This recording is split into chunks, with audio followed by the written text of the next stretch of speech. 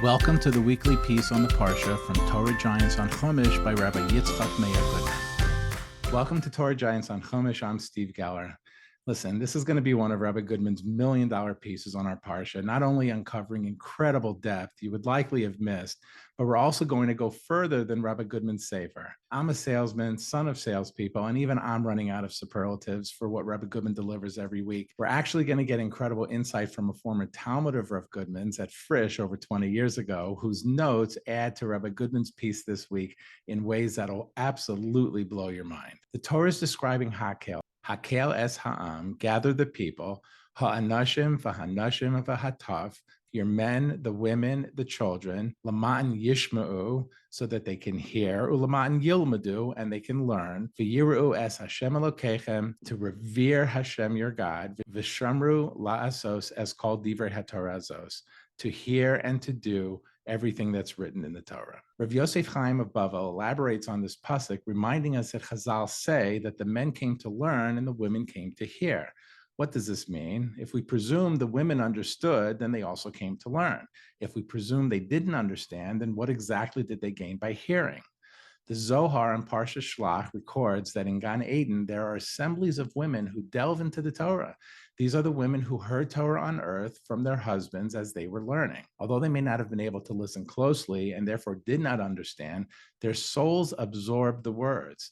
They then get to delve into these concepts in Gan Eden. This is what Chazal explained when our pasuk said the women came to hear. Rav Tzvi Dushinsky asks a great question. Since men and women were called together, of course the children had to come along. There was no one to watch them. The children were going to be there anyway. Why did the Torah ask to bring them specifically? Chazal explains that of course the children had to be there if the parents were there, and the Torah was commanding them to do something they were doing anyway, just to give them the schar for doing that as a mitzvah. Rabbi Goodman points out that he saw this explanation from Rabbeinu Yaakov of Lisa and added that this may be why Chazal derived from the Torah that it was a mitzvah to eat well on Erev Yom Kippur.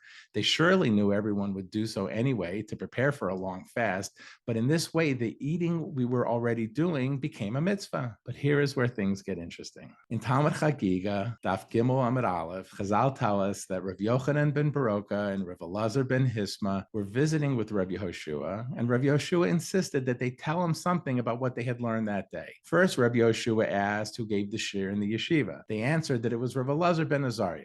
Rabbi Yehoshua then pressed them for what was taught. They answered the shir was on our pasuk. Rav Elazar ben Azariah said that he understood why men and women had to come to hear Moshe teach them the Torah. But why did the Torah want the babies there? Rav Elazar ben Azariah answered, to give rewards to those who bring them. Rav Yehoshua became ecstatic, called this idea a precious gem, and rebuked the rabbis for almost denying him the pleasure of hearing it. Why was this explanation on our pasuk so important to Rav Yehoshua and his response so animated? Several years ago in a Shabbos drasha at South Shore Yeshiva, the young assisted rabbi, Rabbi Isaac Rice, spoke about this pasuk and quoted his high school Rebbe, Rabbi Yitzchak Meir Goodman, from a shir in the Frisch Yeshiva in the year 2000.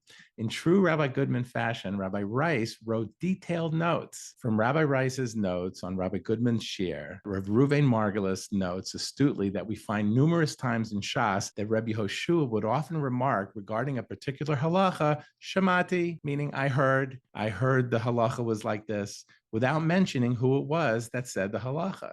Additionally, we find 3 instances where Rabbi Yehoshua presents a halacha with the word shamati and then adds either ve'enli lifrosh or kach shamati, indicating that he didn't comprehend the reason for the pronouncement he had heard. In these instances, Rabbi Akiva ultimately came along and said, ani efrosh, I will provide the explanation. Having heard the halacha in the Beis Medrash, why didn't Rabbi Yehoshua pay attention to who was speaking, which would have allowed him to repeat in the name of the one who said it? Even more puzzling, however, is that if he was unable to explain the reason for the halacha, why didn't he simply ask the actual person who made the pronouncement to explain his reasoning and logic? It is quite likely that he heard these particular halachas when he was an infant, when his mother brought his crib to the Beis Medrash so that his ears would be saturated with divrei Torah. At that time, however, he was too young to know the names of the people who declared the halacha or demand an explanation for halachas he didn't fully understand. We find similar examples in the Gemara of others with memories from their infancy. Shmuel states that he recalls the midwife assisting with his birth. Rav Yochanan states that he recalls the women that attended his mother while she was giving birth to him. It's just amazing how Rav Yeshua's use of Shemati is explained so beautifully. And it's interesting that the first thing Rav Yeshua asked his guests